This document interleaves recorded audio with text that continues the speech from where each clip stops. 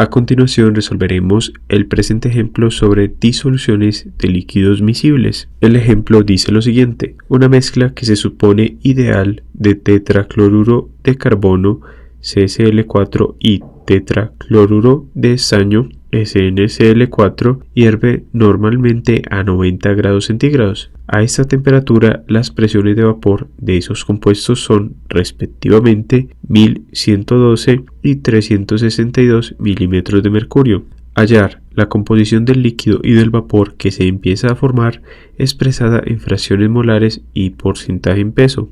Como datos nos dan el peso molecular del tetracloruro de carbono, que es de 153,8 UMAS, y el peso molecular del tetracloruro de estaño, que es de 260,49 UMAS. Vamos entonces a resolver el presente ejemplo. Primero vamos a identificar con la letra A al tetracloruro de carbono y con la letra B vamos a indicar el tetracloruro de estaño.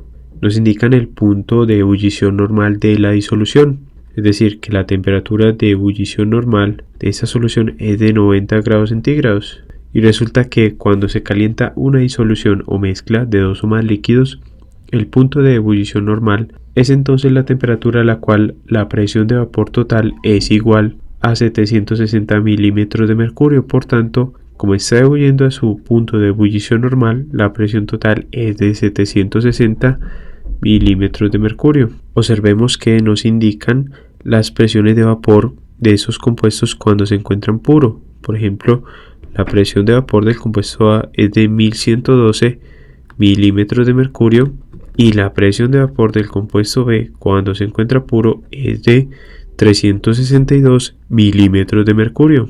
Nos piden entonces hallar la composición del líquido y del vapor que se empieza a formar tanto en fracciones molares, es decir, X sub A, X sub B, Y sub A, Y sub B, así como en porcentaje en peso, es decir, el porcentaje de A en la fase líquida, el porcentaje de B en la fase líquida, el porcentaje de A en la fase vapor y el porcentaje de B en la fase vapor. Tenemos entonces 8 incógnitas en total.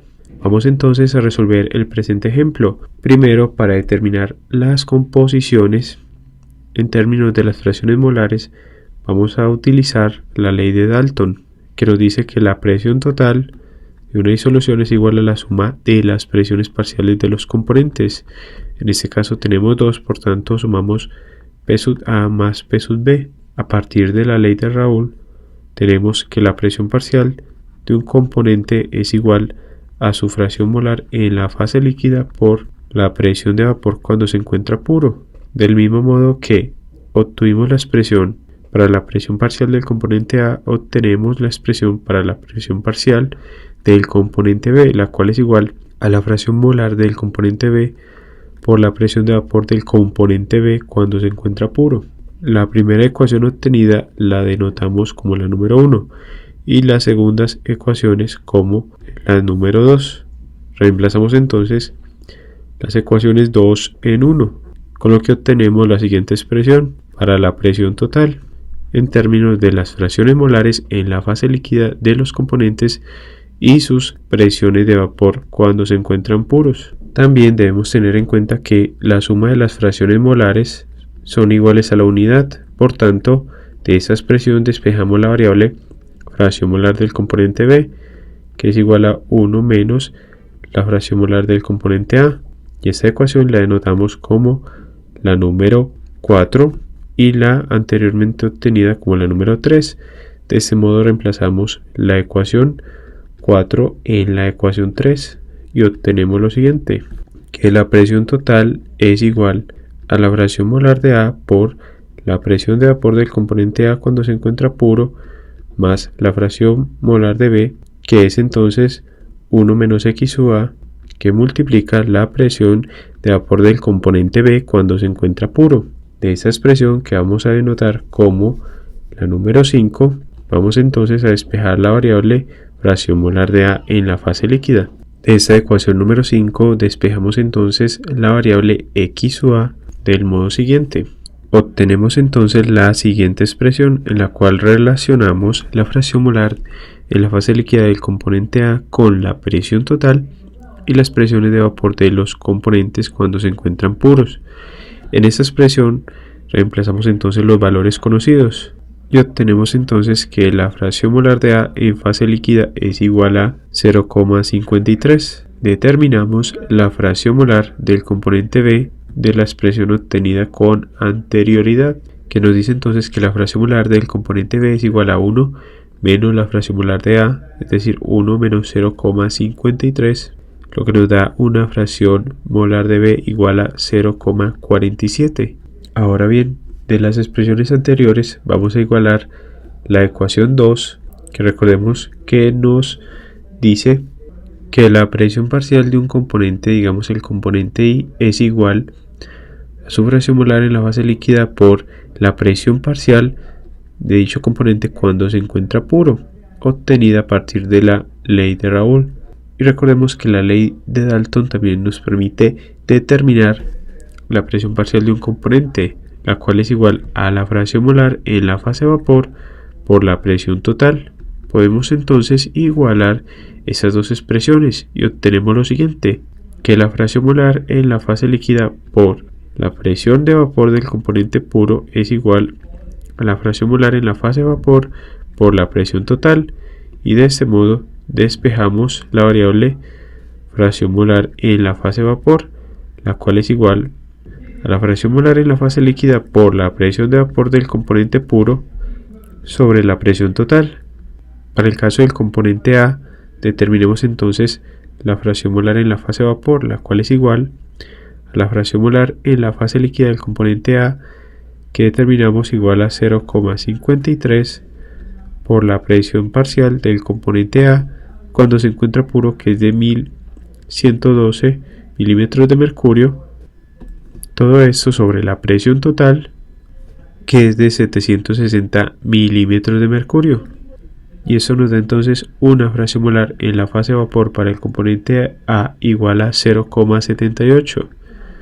De modo similar determinamos la fracción molar del componente B en la fase vapor, la cual es igual a la fracción molar en la fase líquida del componente B, 0,47 por la presión parcial de dicho componente cuando se encuentra puro, 362 milímetros de mercurio sobre 760, y esto nos da un valor de fracción molar en la fase vapor para el componente B igual a 0,22.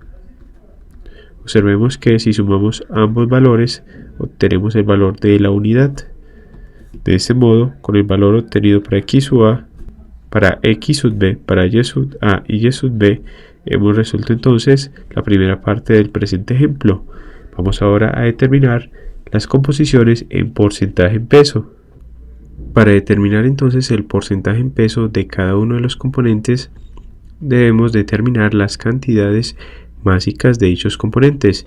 Solo conocemos los valores de las fracciones molares, por lo que debemos de definir una base de cálculo para determinar las moles de los componentes tanto en la fase líquida como en la fase vapor.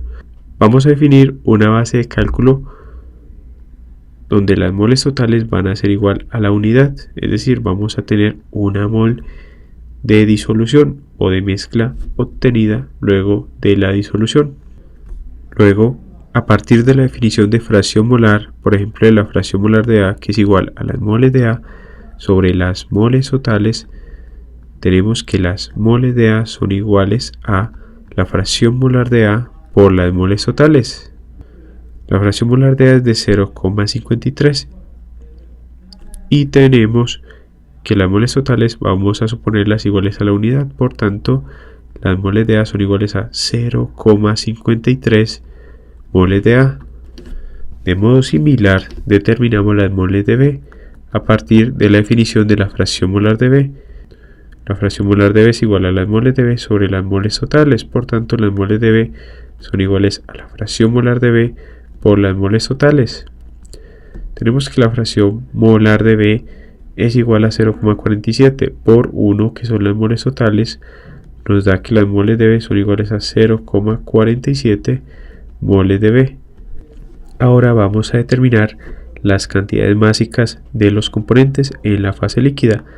Para ello hacemos uso de la definición de las moles de un componente I, el cual es igual a la cantidad en gramos de dicho componente sobre el peso molecular del componente I.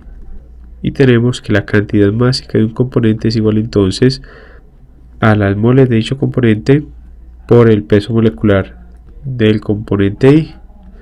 Recordemos que cuando empleamos el subíndice I es porque este puede ser el componente A o el componente B.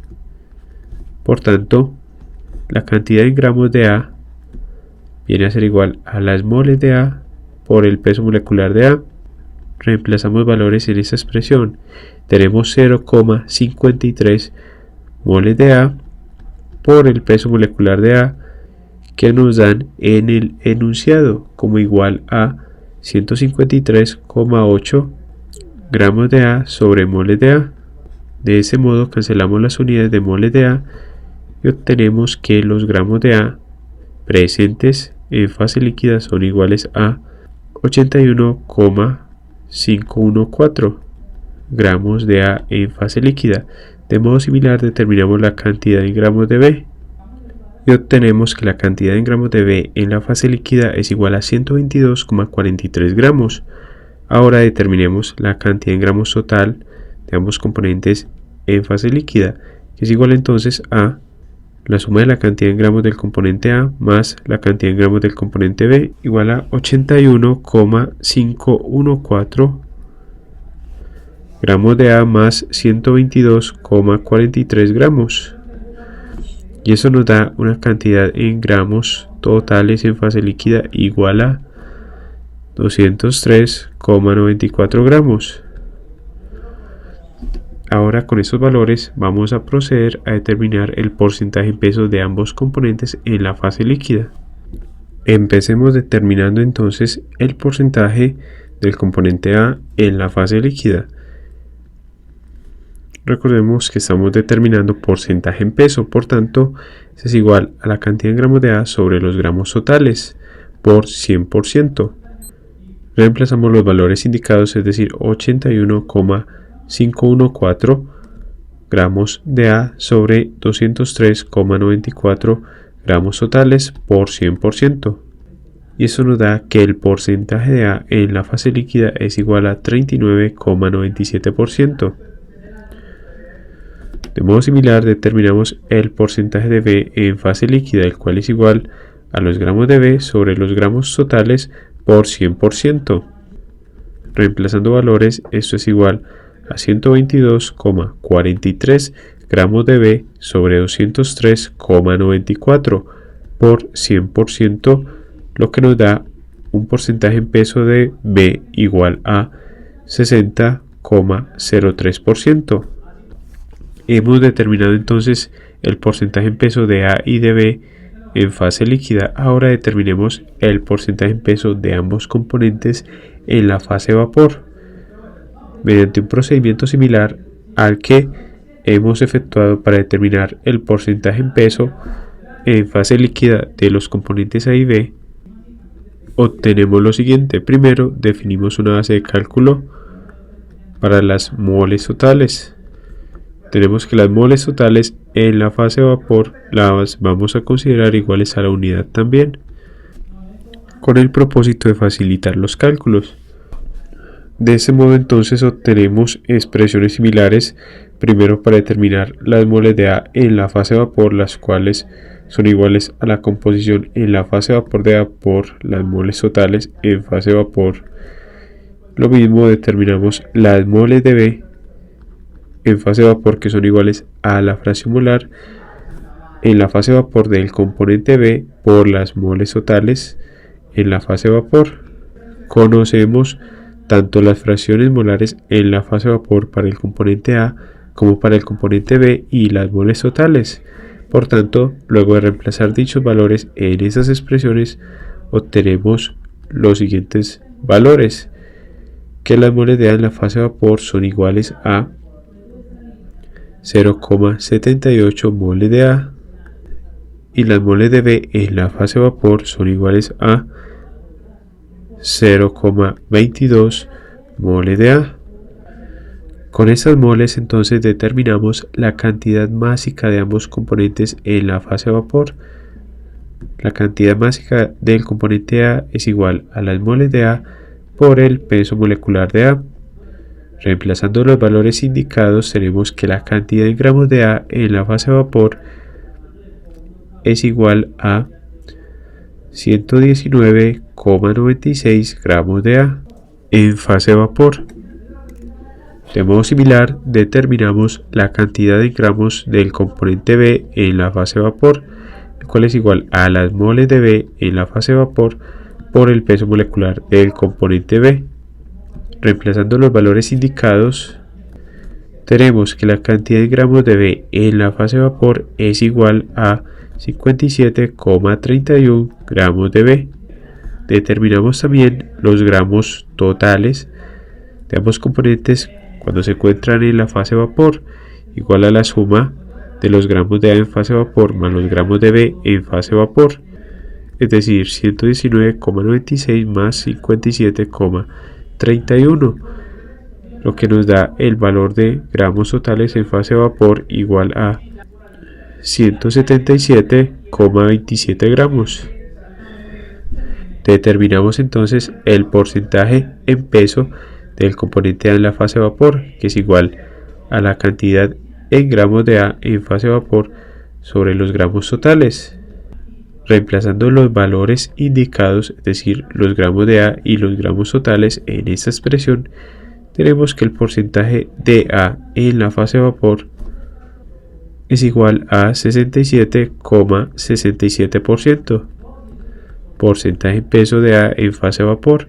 De modo similar, determinamos el porcentaje en peso del componente B en la fase vapor, que es igual a los gramos de B en la fase vapor sobre los gramos totales por 100%, y luego de reemplazar los gramos de B y nuevamente los gramos totales en esta expresión, tenemos que el porcentaje en peso del componente B en la fase vapor es igual a 32,33%. Con estos valores obtenidos hemos resuelto entonces el presente ejemplo referente a las disoluciones de líquidos miscibles empleando tanto la ley de Raoult como la ley de Dalton.